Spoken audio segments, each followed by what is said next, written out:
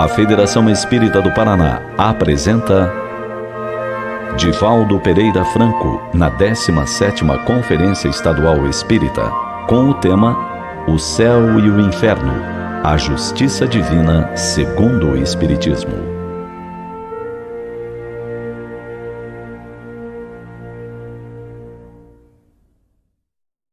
Os membros que constituem as mesas diretivas desta Assembleia, senhoras, senhores, jovens, caros amigos que nos acompanham através dos veículos de transmissão, nossos votos cordiais de muita paz.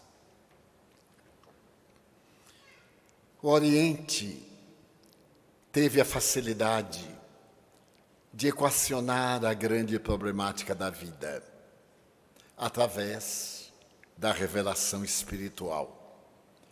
Egípcios, indianos, babilônios, caldeus receberam do mundo espiritual, desde priscas eras, as informações a respeito da vida, da imortalidade, da reencarnação. No entanto, o Ocidente, desde os pré-socráticos, Anaxágoras, Anaximênides e tantos outros, tiveram que reflexionar em torno da vida e do seu significado. E nasceu então a filosofia, que através do pensamento incomparável de Sócrates, estabeleceu que a vida física é o resultado do mundo das ideias e que a criatura humana, provindo do mundo das ideias, deve desenvolver na vilegiatura carnal o psiquismo divino nele latente. Logo depois, Platão, Aristóteles encarregaram-se de estabelecer as diretrizes básicas do idealismo, mais tarde do espiritualismo. Concomitantemente, outros pensadores, Leucipo, Lucrécio, Demócrito, estabeleceram que a vida era totalmente destituída de significado e de qualquer representação de natureza perpétua, porquanto era resultado dos átomos, do vácuo e do movimento. E quando um desses elementos se desarticulava, a vida diluía-se e adivinha o aniquilamento. O pensamento grego irá avançar através da história, particularmente no Ocidente, com essas duas expressões de raciocínio. De um lado, a apresentação do atomismo. Do outro lado, o pensamento ético dos grandes pais da doutrina espiritualista. Mais tarde, iremos beber nas fontes sublimes do Evangelho de Jesus a certeza da sobrevivência do ser ao fenômeno da disjunção molecular da matéria. Ele próprio, depois de haver estado conosco e experimentado a covarde crucificação, veio manter o conúbio com os seres amados que ficaram na retaguarda, demonstrando de maneira insofismável a imortalidade. Mas desde muito cedo, quando os indianos começaram a pensar no Vedanta, no Bhagavad Gita, nos Upanishads, que haviam estabelecido, além da morte, a justiça divina, ela fazia parte inevitável do processo da evolução. E cada criatura, em consequência, é a responsável pelo seu próprio destino. Com o advento do cristianismo, Jesus ofereceu a proposta sublime do amor, para que, através desse sentimento extraordinário que podemos chamar de uma maneira poética a alma de Deus, fosse possível encontrarmos a plenitude e desfrutarmos do reino dos céus. Mas era inevitável que desde priscas eras o atavismo arquetípico do período ancestral houvesse demonstrado à criatura humana que depois da morte algo deveria realmente acontecer. Desde que a vida prosseguia, uma certa justiça estaria estabelecida para poder premiar os bons e castigar os maus. E foi desta forma que a tradição, através do mito, criou a visão terrível do Tártaro entre os gregos, do inferno entre os outros povos, e ao mesmo tempo do Olimpo, mas também das plenitudes eternas. E foi através dessa tradição do céu e do inferno pagãos que os cristãos estabeleceriam, logo depois de Jesus, as bases da vida futura.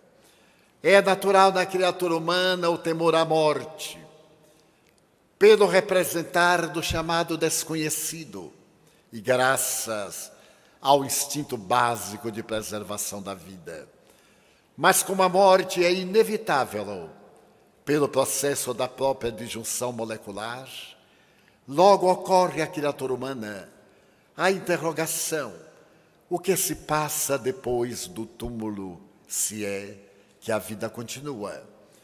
E a velha tradição criou, no pensamento mitológico, muito bem apresentado nas discussões de Fénelon, no pensamento de Homero, de Virgílio, aquelas punições terrificantes que eram a expressão dos conflitos da criatura humana para poder representar uma divindade que fosse também antropomórfica.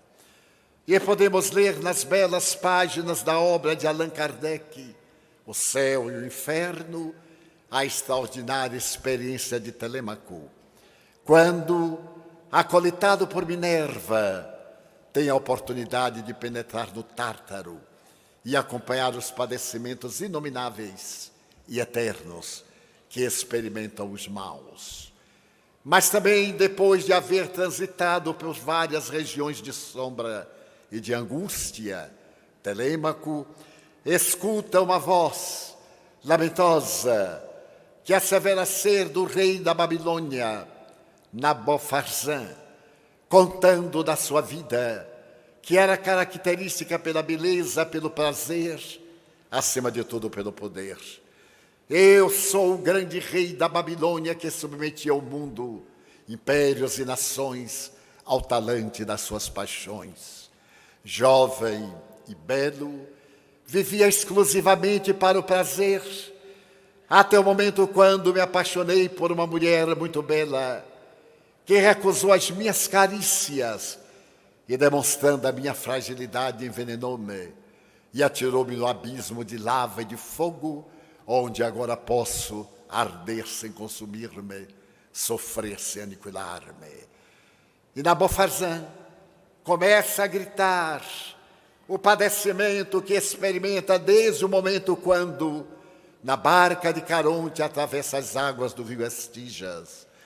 E aquele condutor das almas de um para o outro lado estimula as fúrias para que atormente esse rei impiedoso, que terá ocasião agora de escutar os seus escravos proclamando: miserável, tu que nos consideravas trapo nas tuas mãos, que jamais tiveste para conosco qualquer marca de compaixão ou qualquer sentimento de piedade, é justo que agora expunjas e padeças, porque não terás oportunidade jamais de redimir-te. E aqui diante de nós serás o escravo dos teus escravos. E o grande rei, rebaixado à condição miserável de servo, lamenta a sua infinita desdita. Mas Telêmaco continua a narrar a grande tragédia daqueles reis da Lídia, os poderosos sem qualquer compaixão, que deixaram o rastro de miséria e de dor na terra, e agora, na imortalidade da alma, devem carpir e expungir até o aniquilamento que nunca se dará. Passará à posteridade essa mesma imagem através do cristianismo primitivo, apoiando-se talvez na palavra dos evangelistas, quando en passant se referem ao inferno, mas também ao Hades, aquele lugar onde eram colocados os despojos da cidade, em uma figura forte, na qual Jesus procura demonstrar que a consciência da criatura é o seu juiz, mas é também o seu advogado de defesa, é o promotor que acusa, em determinado momento ele é o réu, mas logo depois é a vítima inocente, podendo experimentar das alegrias inefáveis em um reino dos céus e delícias perpétuas, ou padecer nas geenas infernais eternamente sem qualquer remissão. Lentamente, essa tradição faz-se acompanhar da figura que se herda das páginas antigas da Bíblia, dos seres diabólicos e destruidores, mas também da proteção dos seres angélicos, aqueles predestinados desde o princípio às bênçãos, às maravilhas, ao prazer, aos gozos celestiais. Caberia mais tarde a revelação da doutrina espírita demonstrar que essa questão da eternidade para as penas é de um caráter infinitamente relativo, porque mesmo entre as criaturas humanas que estabelecem leis imperfeitas, não se podem aplicar punições superiores à dimensão do delito praticado. E em toda a obra, Allan Kardec tem a preocupação de nos advertir a respeito da misericórdia de Deus, da sua justiça e da sua compaixão. É certo que a lei divina estabelece o código de justiça, mas ao mesmo lado da misericórdia e da clemência. E para poder demonstrar que existe um código soberano de amor, o insigne codificador estabelece, no capítulo número 7 da sua obra monumental, o Código Penal da vida espiritual, na visão da doutrina espírita. Esse Código Penal, constituído de 33 itens, é possivelmente uma das mais belas legislações de que a criatura humana teve a oportunidade de deter-se para poder compreender como a misericórdia de Deus transcende a nossa capacidade de entendimento. Isto porque, conforme a resposta 540 do Livro dos Espíritos, a fatalidade que nos está destinada é a perfeição. O anjo de hoje passou pela imensa escada desde o átomo primitivo até esse ser glorioso que experimenta as delícias do paraíso. Mas mesmo o átomo de agora irá naturalmente atravessando as várias sucessivas expressões para um dia tornar-se também angélico. E isso constitui para nós um alento que mata na sua raiz a velha punição da imortalidade no reino das trevas, em que os tridentes e as perseguições inclementes das nossas vítimas para sempre há de perpétuo. Coube ao Espiritismo, essa ciência de investigação, examinar a possibilidade da redenção do indivíduo, que depois de se haver equivocado, tem também o direito de redimir-se por intermédio da lei de amor e das ações de beneficência e de caridade. Eu recordo-me de um velho koan de natureza tradicional entre os velhos estudiosos do pensamento japonês, quando dois notáveis dedicados à arte da guerra encontram-se. Um deles é um sábio, já atravessou o período do ardor da juventude, encaneceu nas batalhas de ordem da manutenção da dignidade humana. E por isso mesmo, Samurai era respeitado pelos seus discípulos e pela comunidade onde vivia. Mas certa feita, um jovem samurai dominado pelo entusiasmo, pela arte de defender-se e de atacar, procurou o sábio e perguntou-lhe: Senhor, você seria capaz de me dizer onde estão o céu e o inferno? E o velho samurai olhou detidamente. Ali estava o fogo da juventude, o ardor das aspirações. E, numa expressão de menoscaso, disse: mas para quê? Um jovem samurai deseja saber onde se encontra o céu. Hábil na arte de matar, ele tem prazer quando ceifa uma vida, que significa para ele o paraíso verdadeiro, já que não tendo a capacidade de amar e de entregar-se à vida, ele pode tornar-se o sicário de outras vidas. Como será possível explicar a um homem ainda brutal? E o jovem samurai empalideceu, sacou da cimitarra e avançou para o venerando mestre, e erguendo a arma de gume afiado, disse: cala-te, velho, ou te deceparei a cabeça, arrancarei a cabeça dos teus ombros, pelo crime de desafiar a minha honra. E agora, babando o desespero, estava a ponto de ceifar a vida do venerando homem do bem. E ele calmamente disse: aí começa o inferno. E quando o samurai se deu conta, percebeu que a cólera era o caminho que levava ao inferno, e a intrepidez desorganizada poderia fazer da sua vida aquilo que ele mais detestava, que era a perda da honra. Acalmou-se, pediu desculpas, curvou-se, e quando levantou os olhos, o insigne mestre disse com a mesma bondade: aí está o caminho do céu, o amor, a ternura. Céu, inevitavelmente, o caminho do céu que nos estão reservadas essas veredas para encontrá-lo. Mas da mesma forma, a culpa, o arrependimento não acompanhado da remissão do erro, os sentimentos desarticulados do nosso pensamento infeliz, eis que veio nos levar tremendamente a esse estado de desequilíbrio que é o inferno dentro de nós. Coube a Allan Kardec, depois de fazer uma análise profunda a respeito da vida espiritual e consultar aqueles que se encontram na eternidade, como seria a existência de cada um deles depois de haver atravessado o rio tradicional do Estígias, como se encontravam.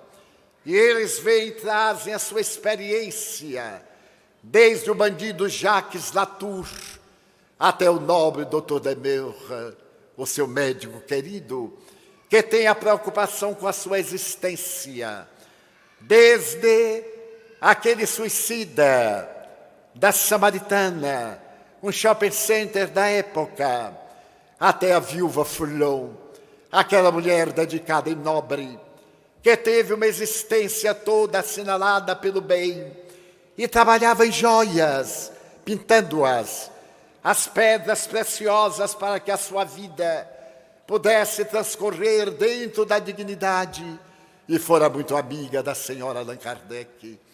Apresenta então o codificador a história de cada um que parte e que retorna trazendo o peso da culpa ou trazendo as asas da angelitude, porque céu e inferno são estados de consciência. O notável psicoterapeuta americano, ao escrever um livro fantástico que se intitula Pantanais da Alma, o Dr. James Hollis conta uma história muito peculiar. Ele narra que oportunamente a sua agenda estando repleta, recebeu um telefonema estranho. Alguém desejava uma consulta com ele com características especiais. Tratava-se de uma senhora Ela pedia com urgência a oportunidade de ter o encontro psicoterapêutico para poder aliviar o sofrimento que a esmagava. Era quase impossível conseguir hora. A agenda apertada do nobre psicoterapeuta não permitia qualquer abertura, mas a voz que ele escutou do outro lado fez-o mudar de ideia. Eu desejo que o senhor me ouça por 2 horas. A minha consulta é especial. Não desejo ouvir do senhor sequer uma palavra, mas eu desejo falar. Eu tenho que abrir a minha alma e narrar o sofrimento que me aturde, as dores que me despedaçam o coração. E o senhor terá que me ouvir. Pode cobrar a importância que lhe aprouver. Eu lhe mandarei dentro de alguns dias uma fotografia para que me conheça. E peço-lhe que estabeleça o dia e a hora quando irei ter com você para poder expor o desespero que me domina a vida. Ele foi tomado de compaixão.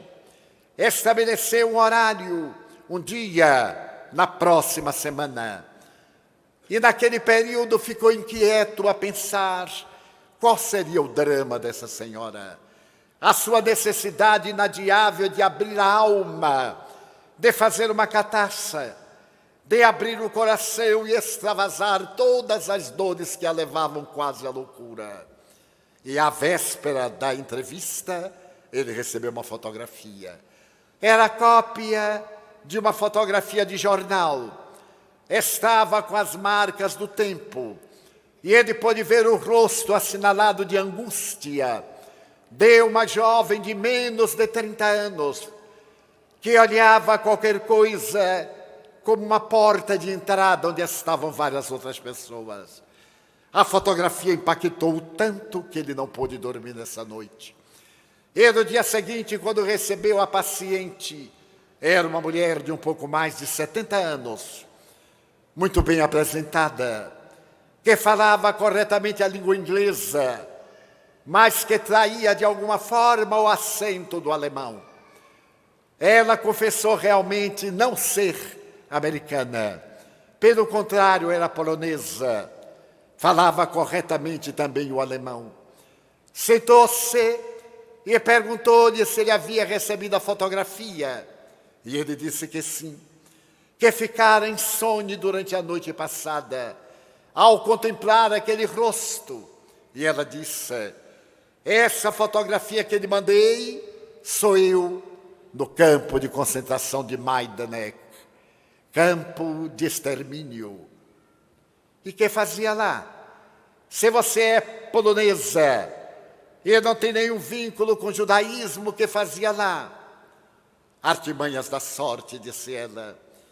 Eu estava em Lublin, na Polônia, e me encontrava na Praça do Mercado.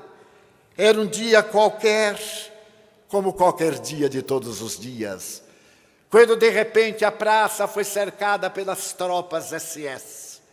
Vários camorões chegaram e ali estavam os judeus, porque era uma sexta-feira, era a véspera do Shabat, e eles se preparavam para a celebração do dia seguinte. Imediatamente foram atirados aos camorões e eu fui presa. Mas eu gritei: não sou judia, eu sou polonesa. Essa praça, por exemplo, tem o nome do meu pai. A minha família é tradicional da Polônia, mas eles não davam importância. Eu sou eminentemente cristã.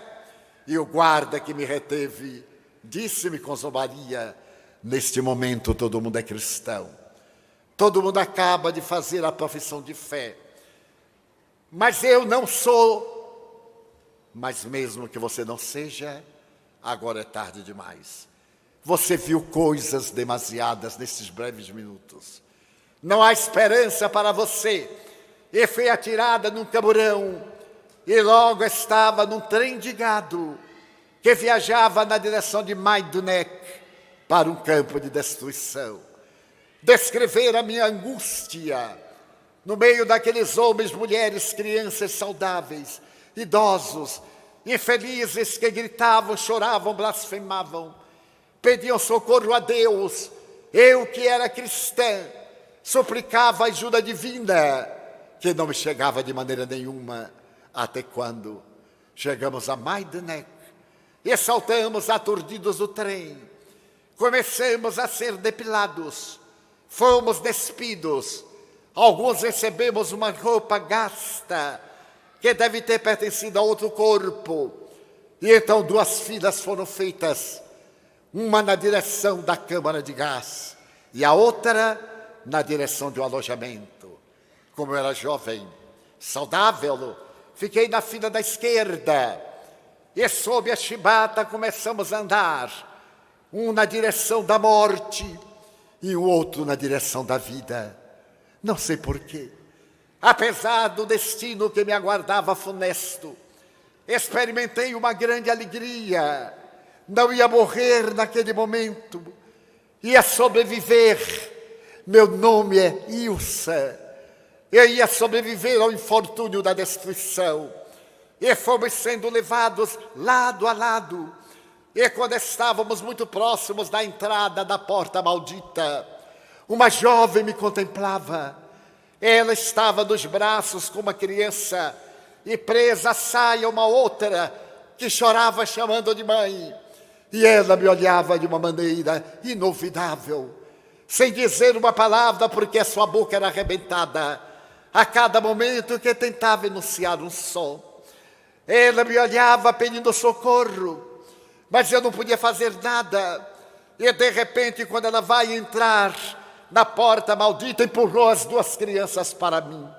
Eu tentei segurá-las, mas era a minha vida que estava em jogo. O guarda olhou-me, e se eu segurasse aquelas 2 crianças, é provável que elas continuassem comigo, mas é quase certo que ele me puxaria também para a fila da direita, e eu entraria para desaparecer e ser logo depois cremada.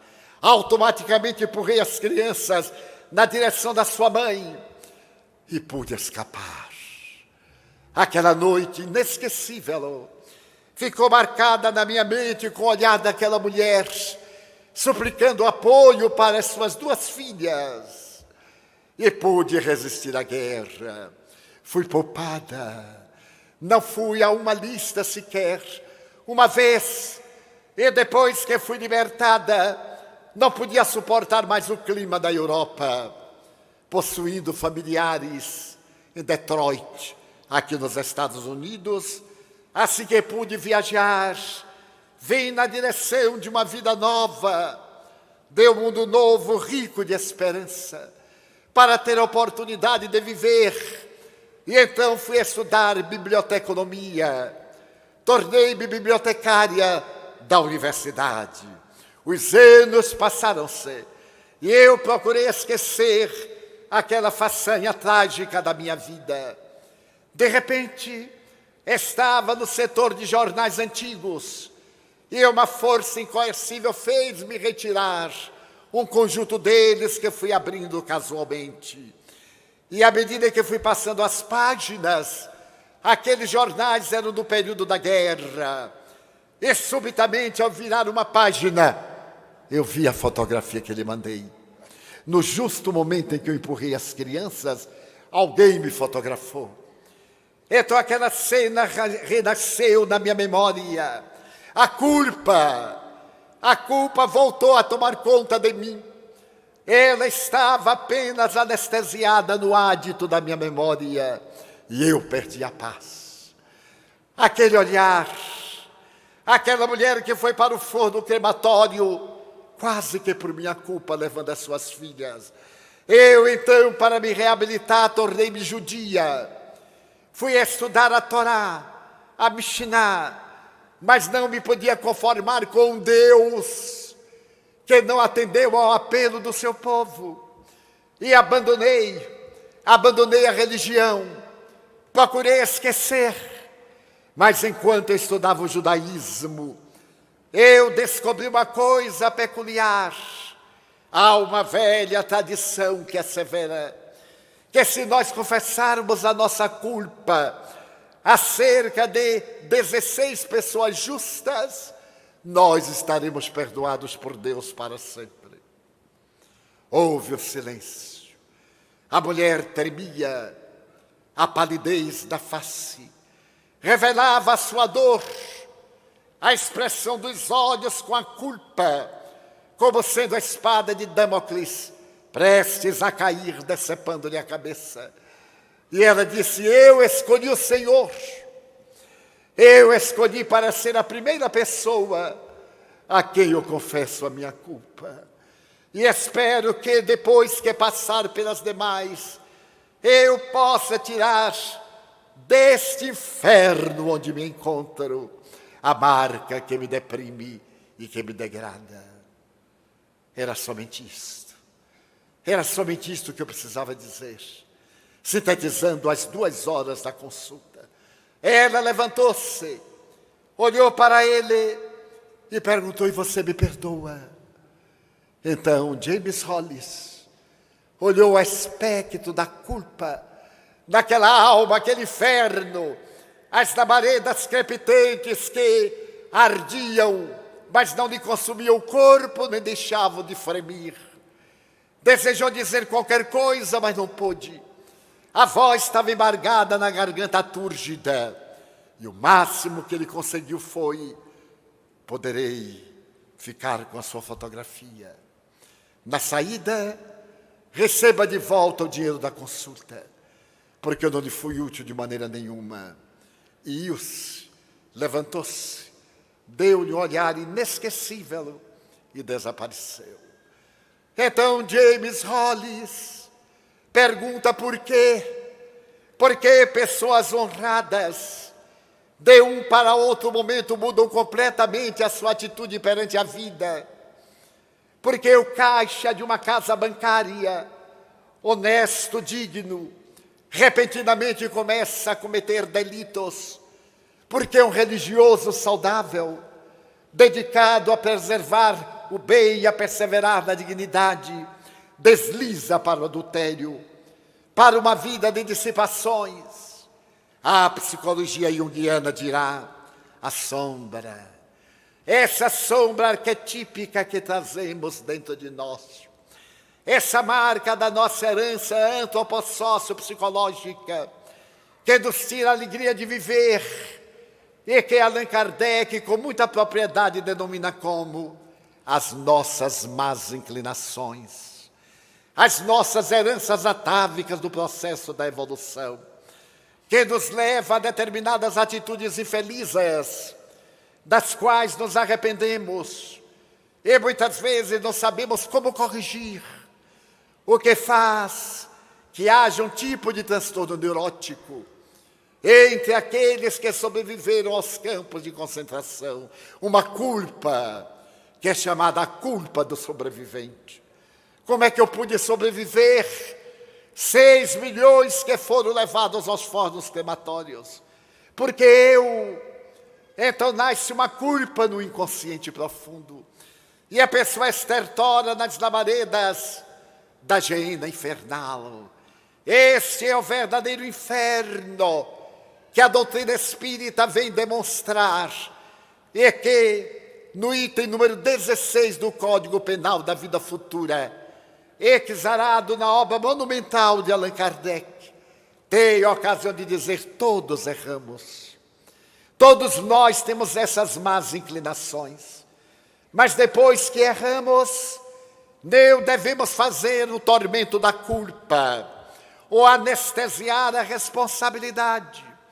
É-nos exigido pela lei de progresso e de amor o arrependimento. Arrepender-se do delito é o primeiro passo. Mas ele não é suficiente para neutralizar os danos que causamos a outrem.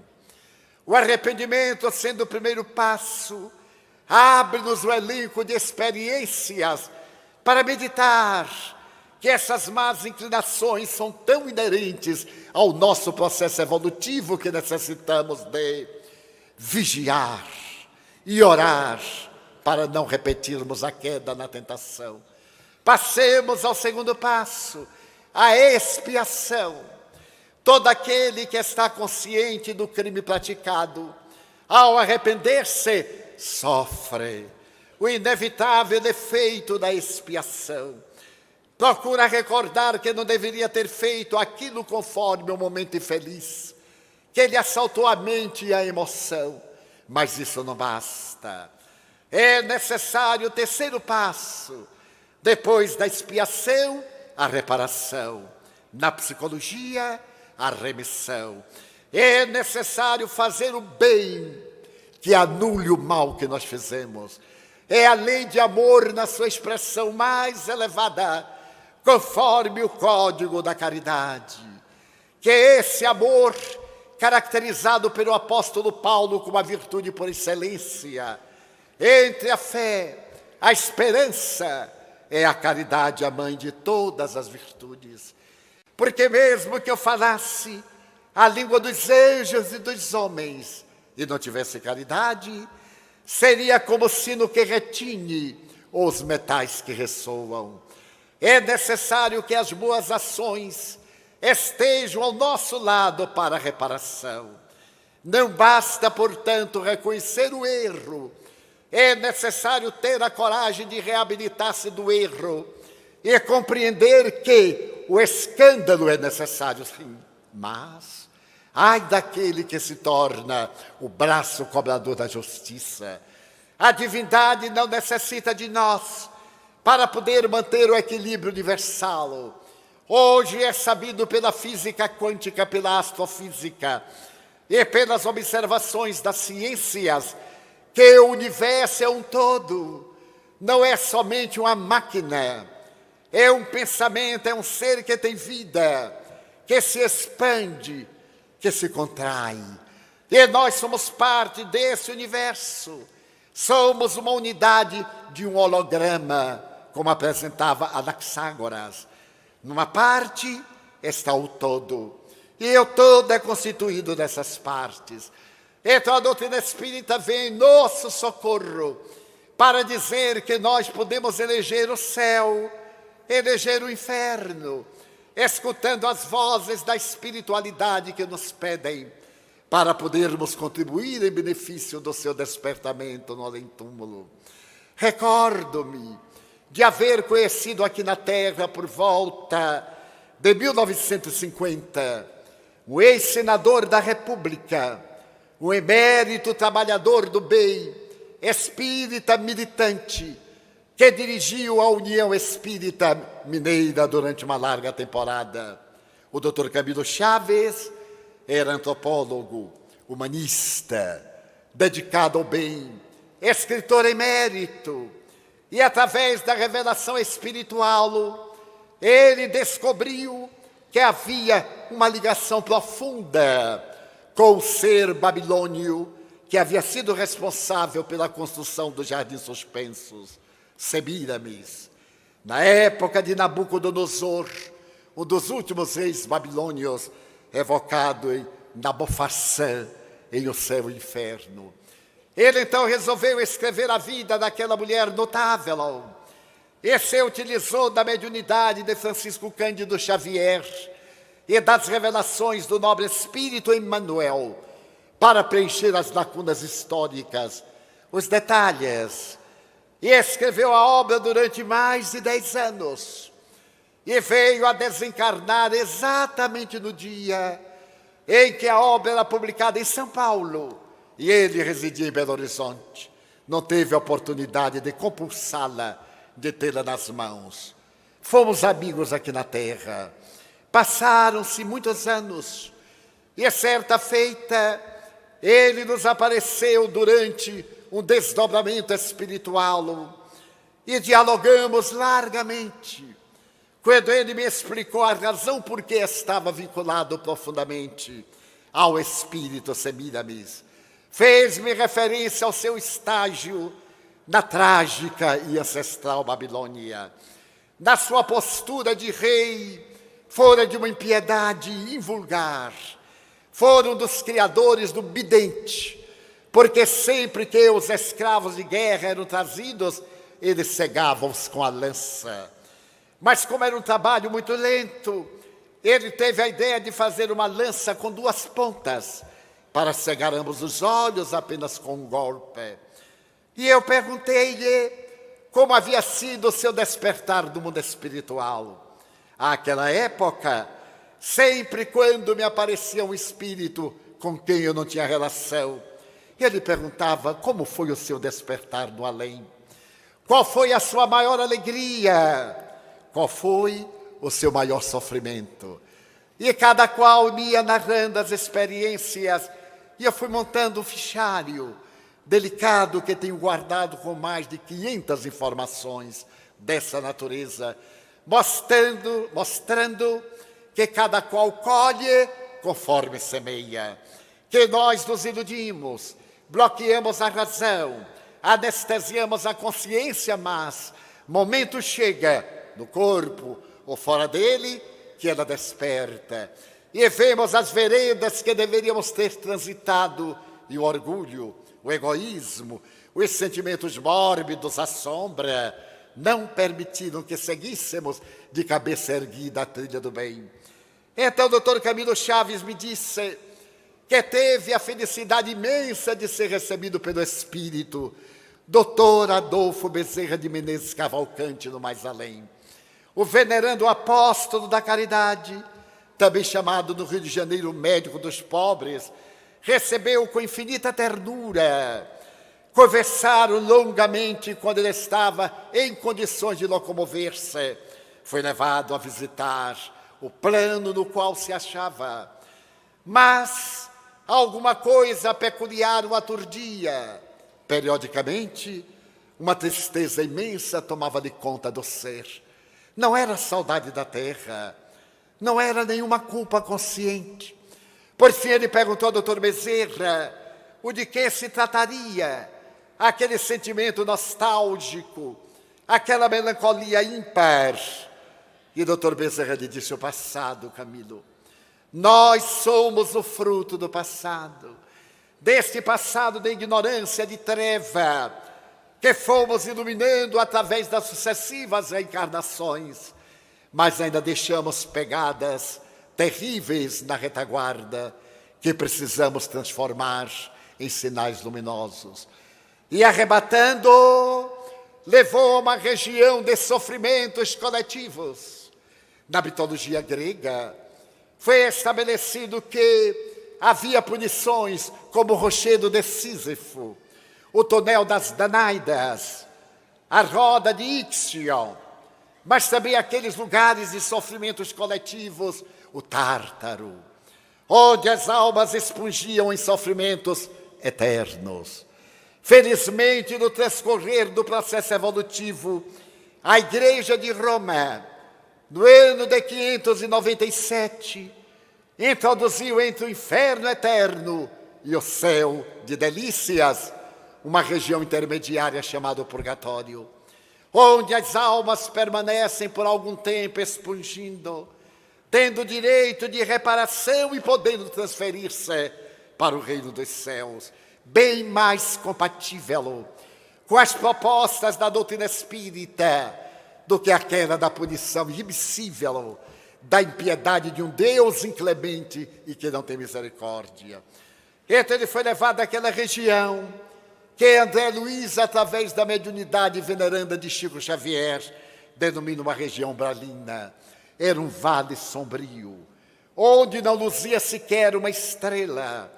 Ali estavam milhares de seres que estorcegavam na dor e que bradavam desesperados pelo nome odiento de quem os precipitara no abismo.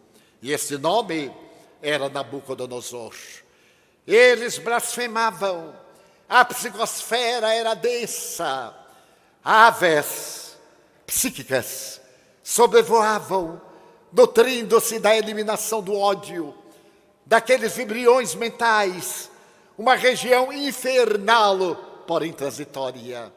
E do alto em que eles estavam contemplando aquele vale de padecimentos, Dr. Bezerra disse: aqui estão as suas vítimas. Muitas delas, desde aquele recuado tempo, há mais de 4.000 anos, esperando a oportunidade da sua ajuda redentora.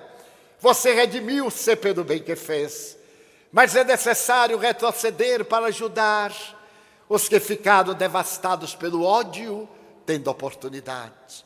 E o Dr. Camilo Chaves, dominado por uma dor muito grande, sensível e nobre, perguntou: mas o que poderei fazer? Eu sou tão pobre de recursos. E o Dr. Bezerra lhe redarguiu: você deixou amigos na terra, você deixou vários afetos.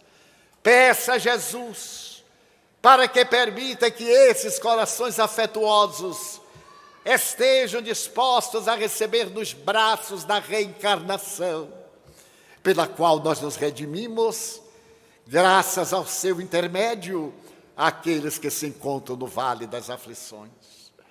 E então Divaldo disse-me: desde aquele momento eu venho pedindo ao Senhor da vida para que me proporcione a oportunidade de ajudar este e aquele, uma dezena, uma centena, ou apenas 2 ou 3. O importante é ajudar. E como você é muito meu amigo, eu gostaria de lhe pedir se poderia encaminhar para a mansão do caminho alguns daqueles babilônios para renascerem em um momento de fecundação não esperada e terminarem nos braços da caridade aos seus e aos cuidados dos devotados trabalhadores de Jesus. E eu disse: mas, doutor Camilo, como faremos? E ele me disse: não se preocupe. Muitas dessas almas atormentadas, de fertilidade exuberante, que mal procriam e atiram fora suas crias, como se fossem animais irracionais, eu rogarei a esses corações para que recebam os meus tutelados e deixem-nos à porta da mansão do caminho, ou deixem-nos largos da cidade e cheguem até você. Eu então lhe disse: eu estarei às ordens, mas não é necessário trazer todos os babilônios, porque babilônios na cidade do Salvador vai ser uma calamidade. Sorrimos, ele perguntou: você receberia quantos? Ele disse: mas eu não tenho ideia, doutor Camilo. Ele disse: quantos já passaram pela mansão? Eu enumerei. Ele disse: então você me ajudaria pelo menos com 8 ou 10? Eu disse: claro, ajudaremos, pediremos a Deus para nos dar forças. E a partir dessa data, 3 anos, 4 anos após, começaram a aparecer na porta da mansão, na lata de lixo, no banco do jardim, no salão doutrinário depois da reunião, crianças afrodescendentes, abandonadas, assinaladas por deficiências de várias ordens. E eu dizia de mim para comigo: é um babilônio. Estamos melhorando a cultura baiana com a velha tradição da Babilônia antiga. Mas o mais curioso e peculiar é que entre esses, alguns deles se destacaram no nosso trabalho de psicopedagogia. Como não tinham matrizes da língua portuguesa, e era a primeira vez que iam abordar uma língua neolatina, tiveram a máxima dificuldade em aprender, não conseguindo ultrapassar o 2º ano primário. Naquela época, na escola fundamental, podia se repetir tantas vezes quantas fossem necessários. Como hoje o Brasil é o país da educação, se promove, mesmo que não tem condições, e aí vemos a calamidade do analfabetismo, através da rotulagem de pessoas que fingem que ler, que fingem que sabem escrever, e que afinal nós fingimos que podemos entender. Mas o meu menino babilônio era extraordinário. Além de tudo, tinha uma dificuldade na voz característica daqueles que vieram de um idioma trágico, como deve ter sido esse. E ele conseguiu o milagre de confundir todas as letras.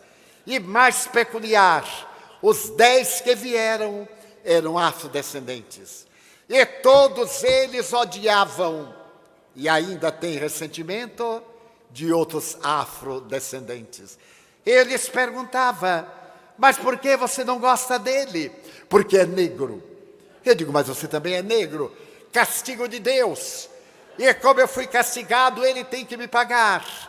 Mas havia um deles que era especial. E é porque eu nutria uma ternura muito grande. Porque eu dizia, agora aqui é o teste da psicopedagogia e do processo educacional. Era muito especial, de uma rebeldia incomparável. Eu vencia através do sorriso, da paciência, e dizia, meu filho, a Babilônia ficou tão longe. Não temos tridentes nem bidentes, mas temos a enxada. Vamos trabalhar na enxada, o máximo que conseguimos dele. Como profisseu, era trabalhar na enxada.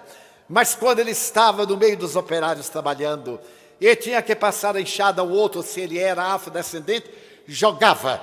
Eu dizia, toma negro, que isso é coisa para negro. Bom, mas não assim, tão bonito em português. Em um dialeto que ninguém entendia, nem ele, nem eu, nem ninguém, mas passávamos muito bem. E logo quando ele se emancipou, a primeira coisa que ele fez foi me telefonar. Ele era gago, tinha muita dificuldade. E então telefonou-me e perguntou-me assim, como vai, tio Divaldo, com a sua dificuldade? E eu de imediato disse, fulano, puxa, tio, como é que o senhor pôde me descobrir? Foi Joana de Ângeles que revelou? Eu digo, não, meu filho, é pelo som da sua voz. Tio Divaldo, eu quero lhe dar uma notícia. O senhor trabalhou tanto, mas isso durante meia hora, não foi rápido. Trabalhou tanto para eu ser espírita. E eu não queria ser espírita, porque eu sou quase ateu. Eu digo, não é ateu, meu filho. Você sempre foi à toa. Eu é que desejo que você tenha alguma coisa. Mas eu tenho uma boa notícia, tio Divaldo. E eu perguntei qual era. E ele me disse, agora eu sou testemunha de Jeová. Eu disse, meu Deus, que maravilha, meu filho.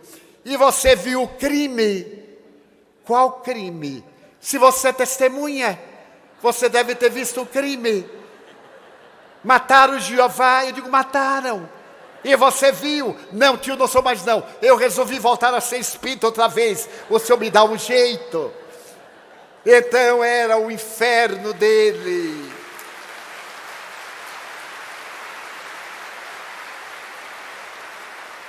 É esse tumulto na sua mente. É adulto, é pai. E foi me levar os netinhos lindos, babilônios também. Então nós temos na cidade do Salvador, e possivelmente aqui, uma grande equipe de babilônios recém-nascidos, que saíram da hiena infernal, da culpa, do ódio, do ressentimento, do desejo de vingança, para a reabilitação. Então a doutrina espírita, por intermédio da reencarnação, proporciona-nos a libertação dos nossos delitos e mostra que nós somos esses edificadores da nossa vida feliz e podemos ser felizes desde agora, não amanhã, não transferir para depois, iniciando o nosso processo de liberação da consciência de culpa para a consciência de responsabilidade. O Espírito Joana de Ângeles me diz em tom de ternura, nos dicionários do futuro, meu filho, duas palavras desaparecerão, pecado e culpa, porque todo aquele que peca deve ser castigado, e todo aquele que tem culpa deve ser punido.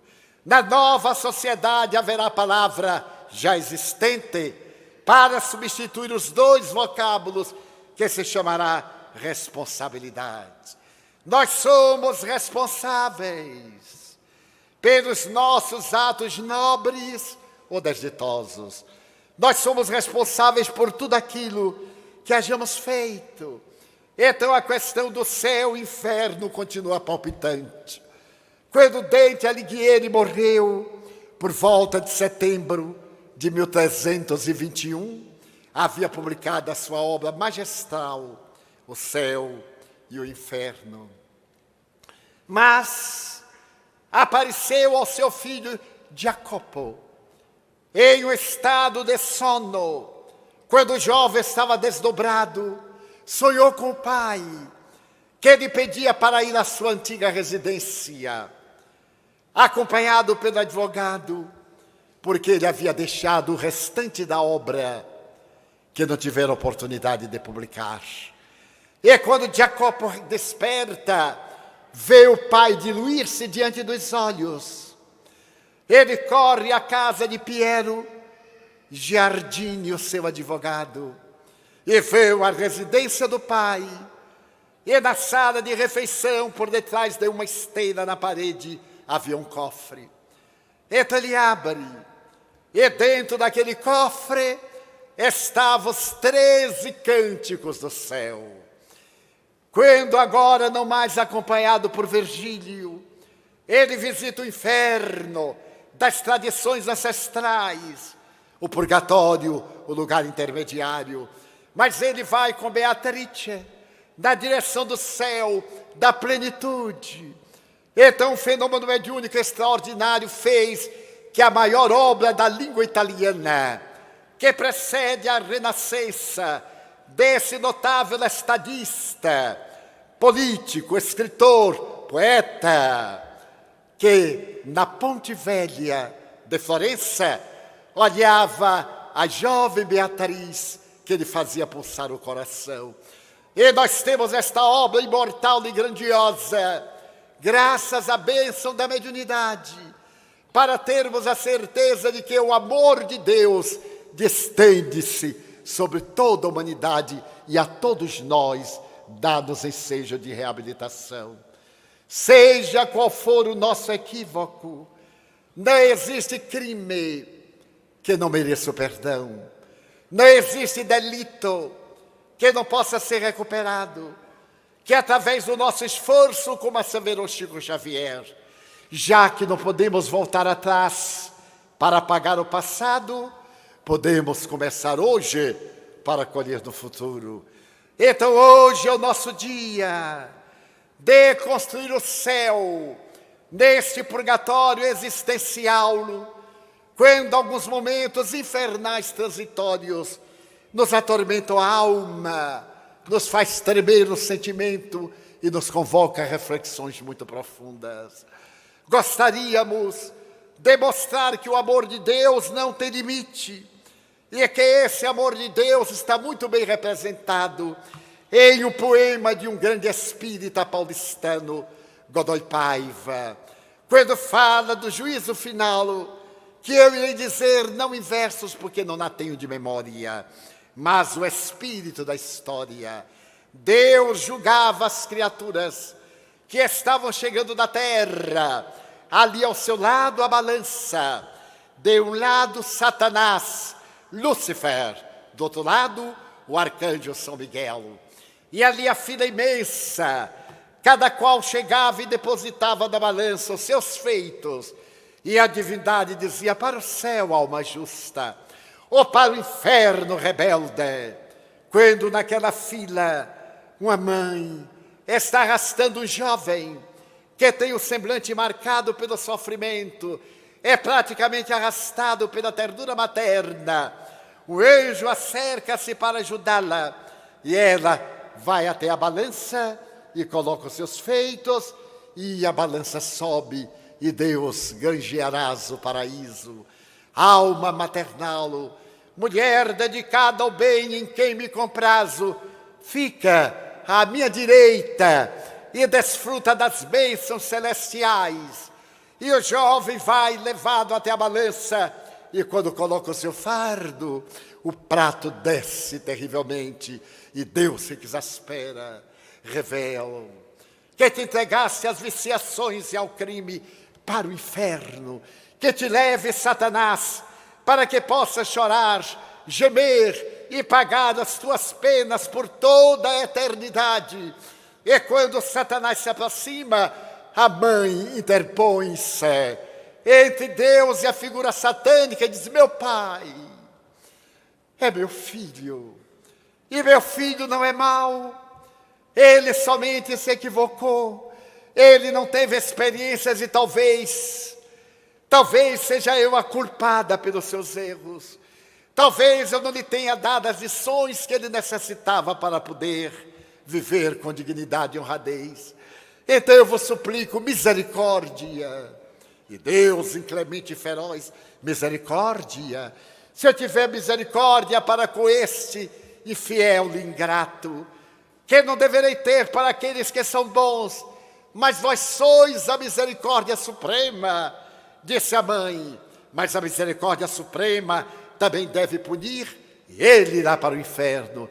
Meu Pai, que prazer poderei ter, estando nos céus da delícia, e vendo meu filho nas labaredas infernais que não se acabam nunca, e não lhe consome o corpo, tese que Santo Agostinho recusava. Então Deus colérico diz assim: tu experimentarás a aventura porque mereces, mas ele será punido, para que a minha lei seja cumprida pelo temor. Foi então que algo aconteceu terrificante. Anjos e assistentes viram aquela mulher frágil dizer: sim, se o teu amor é tão destituído de misericórdia, eu recuso o teu céu, abraço meu filho e descerei ao inferno com ele para poder enxugar-lhe as lágrimas. E então ela abraça o filho e Godoy Paiva diz que teria descido aos infernos da redenção. Então a lei de Deus é feita de amor e de perdão, dando-nos ensejo a todos, conforme narrou o Espírito Humberto de Campos, através de Chico Xavier, e eu contarei ao sabor da minha emoção. Era o auge da Boa Nova. A palavra do Senhor caía nos corações como chuva fértil de misericórdia. Em um entardecer de Jerusalém, quando soprava a brisa pelo vale do Cedron, e o sol rasgava suas plumas coloridas por distantes montes da cordilheira da Judéia, na escadaria de mármore do templo, um homem de beleza rara está sentado contemplando aquele momento especial da natureza, o crepúsculo. Passa uma jovem mulher, vestida à Babilônia, os cabelos desnatrados e cobertos de gemas preciosas. Ela passa e vê aquele homem e sente uma emoção peculiar. Ela detém o passo e contempla aquele rosto anguloso, aqueles cabelos no tom do mel ou do latão sujo caindo-me partido sobre os ombros. E tocada de algo especial, dirige-se ao estranho. Estrangeiro, eu sei que tu não és de Jerusalém. Eu vejo nos teus pés as marcas da urze do caminho. E sei que acabas de chegar, porque a poeira cola no suor os teus cabelos, e percebo o cansaço na tua face. Tu és nazareno, vejo pelo teu cabelo e a barba bem cuidada. Nazareno, eu sou vendedora de perfumes. Resido ali naquela vila e quero ter o prazer de convidar-te para que sejas o meu hóspede. Hoje é o dia do meu aniversário e eu elegi que serei eu quem vai escolher o parceiro da noite. Eu sou mulher que cobra altos preços por algumas carícias. Tenho as minhas arcas e as minhas burras, que estão transbordantes de pedras preciosas, de moedas raras e de objetos de arte grandiosos. Quero convidar-te para que venhas à minha festa logo mais, quando a lua distender o seu manto de prata sobre a terra. Tu virás? O nazareno estranho olhou-a, e os dois olhos eram duas estrelas no céu da face. E respondeu-lhe com suavidade: hoje eu não posso. Ó Nazareno, Eu recusei hoje um príncipe da Fenícia. Eu deixei de receber hoje o chefe de uma legião. Também não aceitei as carícias de um fariseu hipócrita, porque hoje sou eu quem vai escolher o homem a quem eu acariciarei no meu leito de meretriz. E eu elejo-te a ti e não te cobrarei nada. Tu virás? Ele levantou-se. Parecia uma labareda de fogo pela pureza. A brisa leva moveu-lhe os cabelos, os olhos fulgurantes, os lábios arroxeados. E ele disse: não posso.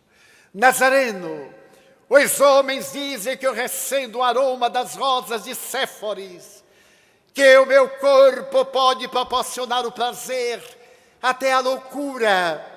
Eu sou elegida pelos homens mais ricos que transitam por Jerusalém e cobro-lhes uma fortuna e não sinto nada por eles. Não amo, mas deixa-me dizer-te uma coisa estranha. Eu te amo. Eu vejo nos teus olhos uma estranha chama e assim procedo porque te amo. Venha à minha casa de sofrimentos. Entra no meu quarto de pecadora. Eu não te pedirei nada. Senta-te na aduana da minha porta. Eu colocarei uma bailarina da Núbia despida. Lavarei os teus pés. Em perfume de nardo os enxugarei com os meus cabelos longos. E direi mais tarde que um dia um homem que era puro como lírio e nobre como a espada passou pela minha casa de pecadora e não me tornou mais desgraçada. Tu virás. Ele olhou. O riso era melancólico. Hoje eu não posso. Mas um dia eu ouvirei o teu chamado. Um dia eu irei ter contigo. Somente que hoje eu não posso. Ó Nazareno, ela não estava acostumada à negativa. Se tu não podes vir hoje, não voltes mais nunca. Nem me procures mais. E levantando a cabeça, no tom de orgulho, saiu e desapareceu da esquina do templo. A noite caiu sem preâmbulos, adornada de astros estelares. 2 anos depois, no mês de Nisan, primavera em Israel, ali em Betesda, diante da piscina, um homem atendia as misérias da multidão. Limpava a lepra, abria olhos apagados, desenrolava línguas mortas, falava do reino dos céus, quando dele se acercou uma mulher veneranda e balbuciou-lhe ao ouvido qualquer coisa e perguntou: tu virás? E ele disse: eu irei contigo. A mulher segurou-lhe a mão, saiu das construções, atravessou a ravina e numa furna ela disse: aí dentro, Senhor, aí dentro. Ele adentrou-se, perdeu a visibilidade pelo claro escuro e escutou uma voz plangente que chorava, um odor pútrido de carne humana. Foi se acercando com as mãos estendidas e elas alcançaram a cabeça úmida de pus e os cabelos que largavam na ponta dos seus dedos. Então um corpo que era um monturo vivo moveu-se e uma voz rofenha começou a gritar: que queres de mim? Se vieste por compaixão, foge, deixa-me morrer. E se viesse comprar perfumes, eu já não os tenho para vender. Deixa-me em paz. Não posso.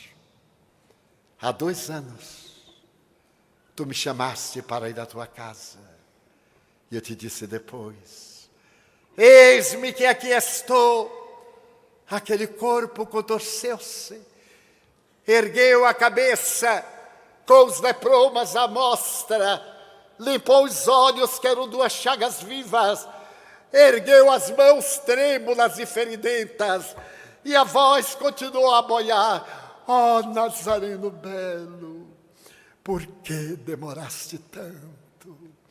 Eu te esperei tanto, desde aquele entardecer, eu que não tinha alegria de viver, perdi a esperança. Toda noite, Nazareno, eu colocava uma lâmpada de barro na janela. Era uma lamparina acesa para apontar o caminho esperando que tu viesses. Muitas vezes debrucei-me na janela e olhei a estrada e tu não vieste. Agora é tarde demais. Já não tenho nada para vender. Vê-me, sou toda podridão. Foge. Eu agradeço porque tu vieste, mas foge, porque se eles souberem que estiveste comigo, irão empurrar-te para o vale dos imundos. Foge, Nazareno, e deixa-me morrer. Não posso. Dobrando-se, aquele homem de 1,78 m, mais ou menos, esguio, ergueu aquele fardo de odor pútrido, estreitou de encontro ao peito e saiu ao dia, ridente, que dava gargalhadas de luz. A mulher tentou cobrir o rosto deformado. Com um braço ele sustentava e com o outro ele tirou-lhe dos olhos abertos em feridas. E lembrando-se do diálogo em Jerusalém, ele disse: repousa em paz. Um dia tu disseste que me amavas. Permite-me dizer-te, eu te amo. Eu agora vejo nos teus olhos uma estranha chama, e assim procedo, porque te amo. Já que não tens nada para dar-me, dorme, dá-me tua alma. Ergo bonus pastor sum. Eu sou o bom pastor, e aquele que confia em mim, mesmo morrendo, viverá. E saiu na direção do dia com a mulher que desfaleceu e morreu nos seus braços. Nos últimos séculos, nós temos dito: vem, Senhor, ao nosso tempo de luxo e de poder. Nós te oferecemos o incenso e a mirra, o tapete persa, os vasilhames de ouro, adornados de pedras preciosas. Vem, Senhor! E ele tem dito hoje não. Mais tarde, atravessamos séculos. Vem, Senhor! Habita a nossa casa. E ele meneou a cabeça. Mas a partir do século XIX, quando Allan Kardec mostrou a sociedade doente, a lepra que nos corrói de dentro para fora, a culpa e a dor, a sombra e as inclinações, e nos sentimos desesperados, começou a dizer: Senhor, vem ter conosco. E a doce voz agora nos diz: aqui estou, porque eu vejo nos vossos olhos uma estranha chama, e assim procedo, porque vos amo. Aproveitemos nestes dias de incerteza, de dores acerbas, de genas e aflições. Abramo-nos ao amor, e o amor se encarregará de tornar-nos felizes.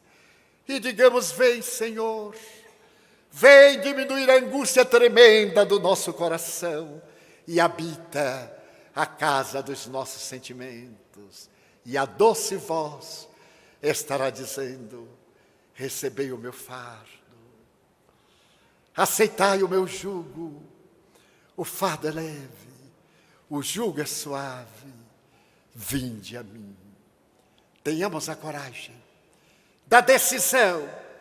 Arrependemo-nos, experimentemos o fogo purificador da expiação e reparemos o mal através de todo o bem, dizendo: vem, Senhor, e toma conta por definitivo das nossas vidas, porque nós te amamos. Muito obrigado.